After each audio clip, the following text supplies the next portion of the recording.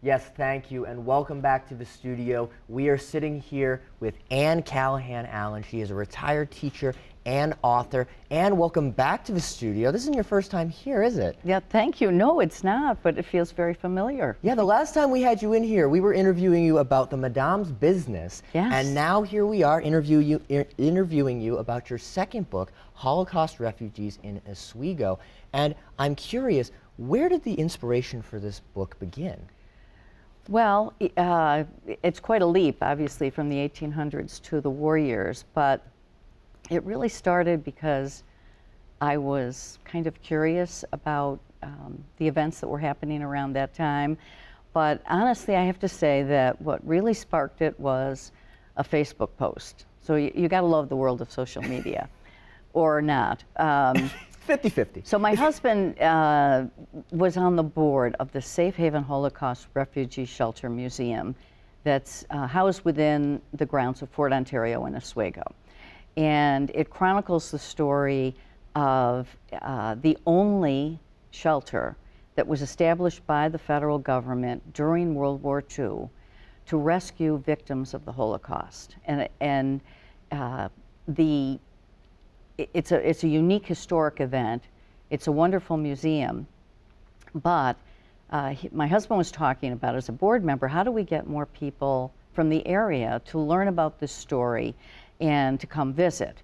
And so I just kind of offhand suggested, you know, maybe you should talk about the people who lived in Oswego at the time, because that was part of the story that really wasn't as well known.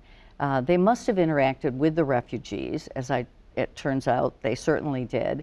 And you know, what part did they play in the successful transition of these people? It was a group of 982 from a number of different countries in Europe. What part did they play in their successful transition into the United States? And he said, well, yeah, that's kind of a good idea. I said, you know, you could do an exhibit, you could do a display, you could do a program. And then I didn't think too much about it, but a couple weeks later there was a Facebook post, kind of random, from a man named Ron Sperino, and his dad, Joseph Sperino, he said, who I didn't know him, but I knew of his business, owned a tailor shop in downtown Oswego, and he said, my dad was trained by one of the refugees from the fort. And when this man, Jake Silber, and his family left Oswego and moved to California, my dad took over the tailor shop. And I said to my husband, look at that. There's, you know, here's a situation where two people who, except for the extraordinary circumstances of war, their paths probably never would have crossed, and yet they did in, of all places, Oswego, New York. And it benefited this family that, you know, owned this tailor shop for several decades in Oswego. So then I can't leave anything alone, and I thought, I've got to find out more about this. So I searched the Palladium Times, the local newspaper, records, and I found a story about this refugee, Jake Silber, who had left the tailor shop to Joseph Sperino. And his story was remarkable. He was a tailor in Paris before the war. He joined the French army, ended up at the Battle of Dunkirk, captured by the German army, put on a train to a concentration camp, and likely death, because Jake Silber was Jewish. Before he got to this camp, he jumped out of the window of the train he was on, and even though he hurt his back in the fall, he made his way back to Paris, joined his wife and his son there. They joined the French resistance.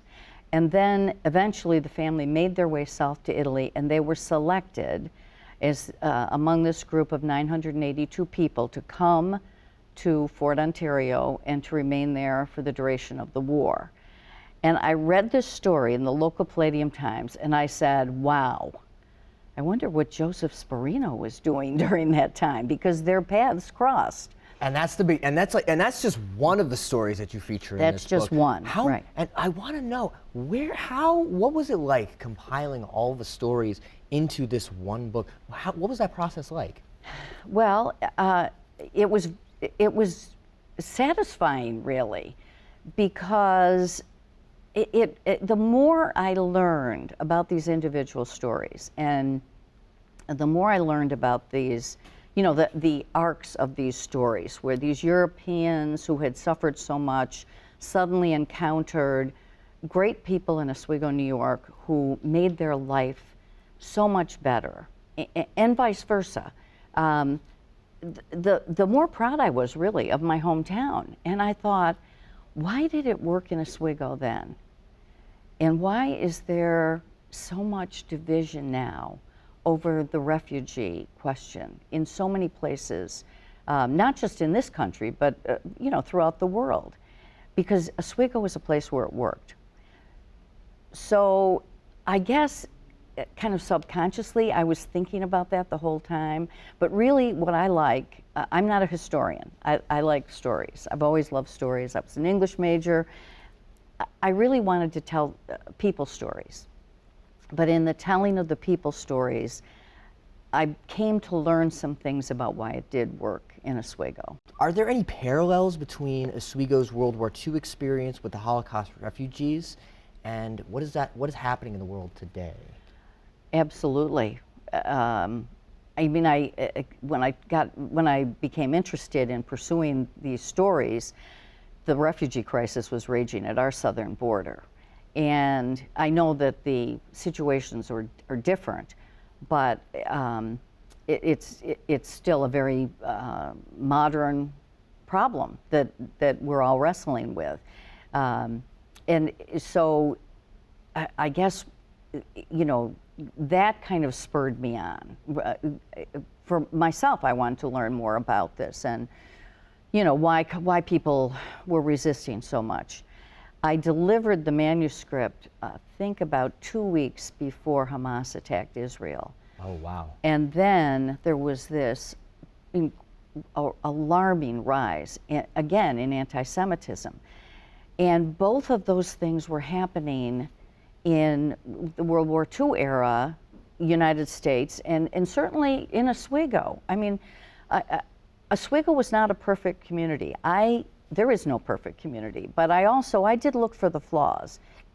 And there were people who were fearful, who didn't know how it was going to impact them. The country had just come out of the Great Depression. They were worried about their own economic security and what would happen if there was this sudden influx of refugees. Would they be able to continue to keep their jobs? Would they be able to care for their families? And so what was interesting to me, though, was it was more economic issues than other issues with people in Oswego. There was no, at least there was none that I could find, no organized opposition like you find today. The local newspaper was really the forum for any kind of discussion about what was happening in Oswego with the refugees and with the Oswegonians. And so that was the place where if people were frustrated at all, they vented their frustration, but they also exhibited a lot of support. And the paper covered the Fort Ontario Emergency Refugee Shelter and the people who lived there very closely. So people were well informed in Oswego. And actually, there's a myth about the fact that the refugees were confined to the fort for the 18 months they lived in Oswego. That wasn't the case. They were quarantined for a month. But after that, they were able to go into the city. They were able to interact with businesses and residents, go to restaurants. I mean, they didn't have a whole lot of money, but they could do that. And the kids, the shelter age, school age population, were all integrated into the Oswego public schools, and also one of the Catholic schools. So that really made a big difference. And people got to know them as fellow human beings. And these sort of shared human experiences were what I love most about writing the book. Well, I'm getting the wrap-up signal from the people behind the camera. But before I let you go, there's one thing I gotta ask you. What's the biggest takeaway that you want people to take away from this story? Okay, there was a woman who wrote a story years ago based on the shelter, and she said Oswego to her represented all that is open-hearted in a community, all that is open-hearted in ourselves if we keep the door to our souls open. And what I found was that Oswego and its people at that time kept the door to their souls open. And I think that's a lesson not just for Oswego, but it's a lesson really for the world. Well, folks, go ahead and check out this book. It's worth a read. It's worth checking out. And thank you so much for your time and coming to the studio. Again, we Thanks. appreciate your time. Thanks for having me again.